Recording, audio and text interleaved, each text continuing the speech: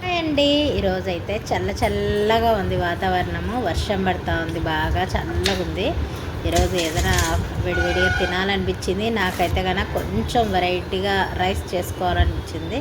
Mushroom చూస్తే ఫ్రెష్గా ఉన్నాయి, ఫ్రిడ్జ్లో తీసాను, కట్ చేశాను, బాగా ఉప్పు నీళ్ళల్లో వేసి కడిగేసాను. అలాగే 2 క్యాప్సికమ్ కూడా కట్ చేసి తిరువాతకైతే వేసేసాను. దీనిలో కొంచెం కరివేపాకు, బాగా దాంట్లో నీరు వస్తుంది. నీరు వచ్చిన తర్వాత మంచిగా దగ్గరికి అయ్యే వరకు ఉడికించుకోవాలి, మగ్గించుకోవాలన్నమాట. అలాగే కలర్ కూడా మారిపోతుంది, రోస్ట్గా అవుతుంది అనమాట. అప్పుడు చల్లగా చేసుకొని అన్నాన్ని మాత్రం వేసుకోవాలి.